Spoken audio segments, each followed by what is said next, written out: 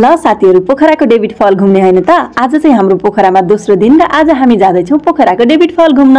यो सबै वरिपरिको भ्यू जुन देखिराख्नु भएको छ नि यो चाहिँ हाम्रो पोखराको डेभिड फलको भ्यू हो है त।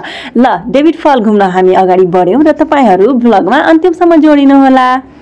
डेभिड फल घुम्न आउनुहुन्छ भने तपाईहरुले सबैभन्दा पहिला देख्नुहुन्छ यहाँको यो सिक्का फाल्ने ठाउँ है त। यहाँको एउटा एकदमै रमाइलो आध्यात्मिक मान्यता छ है, जसले चाहिँ यो भगवानको मूर्तिमा यो सिक्का चढाउन सक्यो, जसको चाहिँ त्यो मूर्तिमा सिक्का अड्कियो उसको चाहिँ इच्छाएको चाहेको सबै पूरा हुन्छ भन्ने मान्यता छ है त। यहाँ हेर्न सक्नुहुन्छ यो सिक्का फाल्नेहरुको भिड वरिपरि कति धेरै छ। सो तपाईहरुले पनि डेभिड फल आउनुहुन्छ भने एकचोटी यहाँ चाहिँ सिक्का फालेर यो भगवानको मूर्तिमा चाहिँ चढाउने प्रयास अवश्य गर्नु होला है त। यो चाहिँ यहाँको वरिपरिको भ्यू हो डेभिड फलको यताउताको। यो चाहिँ यहाँको ग्राउन्ड हो डेभिड फलको। अब हामी चाहिँ लाग्दै छौं यहाँनिर सिक्का फाल्ने काम त हाम्रो भइसक्यो है। अब त्यहाँको घरमा जाने अहिले हाम्रो त्यति खासै मन छैन। यसपछि सबभन्दा पहिला चाहिँ हामीले डेभिड फल हेर्ने अनि त्यसपछि चाहिँ त्यो एउटा रमाइलो सुन्दर घरमा जाने चाहिँ मन थियो। सो यहाँबाट चाहिँ हामी अगाडि बढ्यौं। सो तपाईहरु पनि यो भन्दा अगाडिको भ्यू हेरेर इन्जोय गर्नु है त।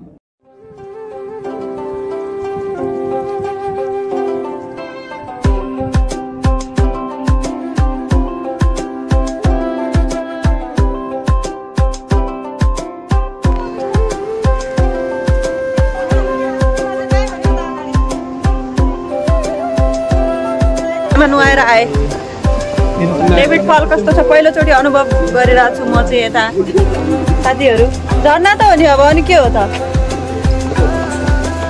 आऊ आऊ छिटो छिटो आऊ झर्ना हेर्न। यति सानो हो र डेभिड फल। म त सोच्दै थिएँ उताबाट माथिबाट आउला। फेरि डेभिड फल भनेपछि म त भगवान शिवको माथि जुनीबाट खस्दै हो त। यता चाहिँ अब डेभिड फल हेर्नेहरुको घुइँचो चाहिँ यति धेरै छ। उता हेर्नु त साथीहरु। हेर न तिमी फोटो खिचाउनेहरुको घुइँचो पनि खत्रै छ। अब म चाहिँ चस्मा चाहिँ लगाइहाल्छु अब डेभिड फल आएपछि त हैन। मलाई फाल्ने हो मलाई। ल यो चाहिँ हाम्रो डेभिड फल हो साथीहरु। यहीबाट हेरेर चित्त बुझाउनु। कस्तो लाग्यो त डेभिड फलको भ्यू। यता मान्छेहरुको भिडभाड धेरै नै छ। फेरि यता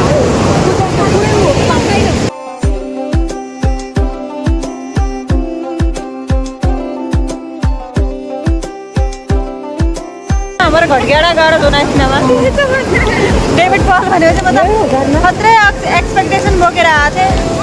राम्रो छ राम्रै छ। यो त हाम्रो गाडको जस्तै छ। साथीहरु यही हो हाम्रो यताको डेभिड फल पोखराको चाहिँ। म चाहिँ पल्लो साइड जाँदैछु। उता हजुरआमाहरु चाहिँ उतै वेटमा जान सक्नुहुन्न। सो यहाँबाट उभिएर मान्छेहरुको भिड पनि धेरै छ। फेरि डेभिड फलमा आएर यहाँबाट म माथि निस्कन्छु। उताबाट यहाँबाट चाहिँ यहाँको भ्यू यस्तो देखिन्छ। यताबाट हेर्न सक्नुहुन्छ।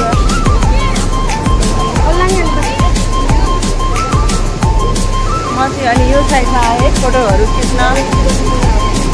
यताबाट कस्तो देखिँदो रहेछ भनेर है।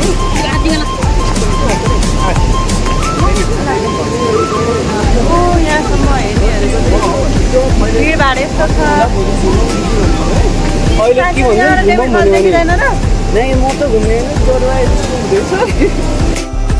सो यहाँबाट चाहिँ हामीले यो डेभिड फलको भ्यू हेरिसक्यौं र डेभिड फल हेरेर चाहिँ हामीले माथिको ग्राउन्डमा भएको त्यो घर हेर्न चाहिँ हामी जाँदैछौँ यहाँबाट साथीहरु। अब यस्तै हो डेभिड फल त हेरिहालियो। अब माथि कस्तो छ माथि जाउँ भनेर यसो गएको। सो तपाईहरुलाई कस्तो लाग्यो डेभिड फल त कमेन्ट गर्न नभुल्नु होला है त।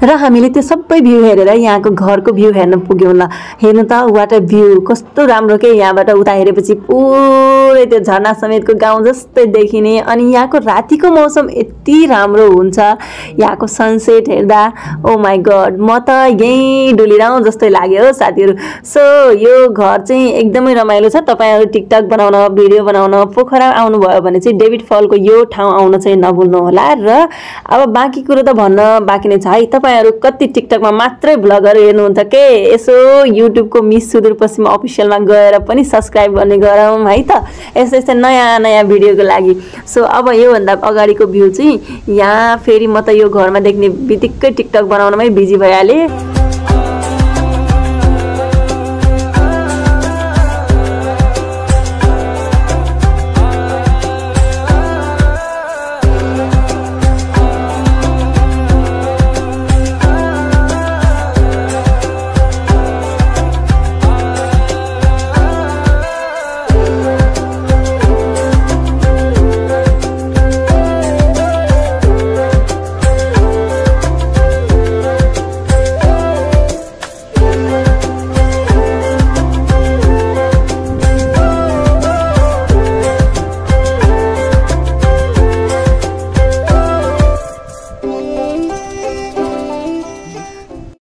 सो साथीहरु पोखराको डेभिड फल घुम्ने इच्छा पनि पूरा भयो है अब अरु त यस्तै हो यहाँ घुम्न आएपछि चाहिँ गोजीमा चाहिँ टन्नै दाम लिएर चाहिँ आउनु पर्छ है साथीहरु सानोतिनो गोजीले त एक दिनमा यता हेर्यो किन जस्तो लाग्छ उता हेर्यो किन जस्तो लाग्छ अब यो चाहिँ यहाँको पोखराको हाम्रो त्यो डेभिड फल नजिकैको मार्केट हो है सानो मार्केट यहाँबाट चाहिँ तपाईहरुले आफ्नो मन परेको जे पनि सामान किन्न सक्नुहुनेछ चिनोको लागि घरमा लग्न सक्नुहुनेछ मैले चाहिँ यहाँबाट चाहिँ मेरो मम्मीको लागि एउटा माला अनि दुईटा ब्रेसलेट लगेको थिए मेरो दिदीको लागि अनि आफ्नो लागि सो यहाँको चाहिँ यो मार्केटमा फेरि सामानहरु एकदमै राम्रो पाइन्छन् तर महँगो भने कति पनि महँगो छैन तपाईलाई 1 रुपैयाँमा पनि आउने जस्तो फिल हुन्छ तर भित्र गइसकेपछि भनेपछि 100 150 त कुरै छोड्नु उही 500 1000 बाट स्टार्ट छ मैले चाहिँ यो ब्रेसलेट किनेको थिए मलाई कस्तो राम्रो लाग्यो यो पिंक ब्रेसलेट मलाई जुन पनि त्यो सामानहरु किन्दाखेरि पिंक ब्ल्याक या व्हाइट नै मन पर्ने हुन्छ सो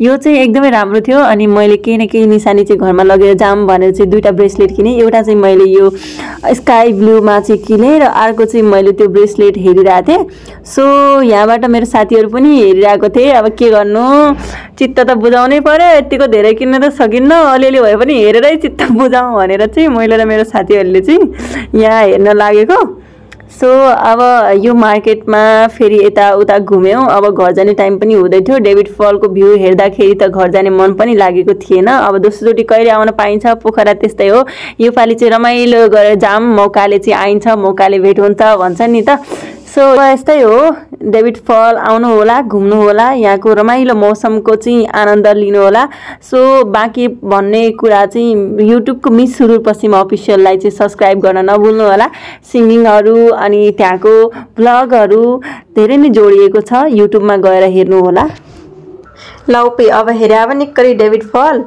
अब सरासरी युट्युबमा गयो भरे युट्युबको एमएस सुदूरपश्चिम अफिसियललाई सब्स्क्राइब गर्दै नभुल्या Bye bye. Have a good day. Thanks for watching.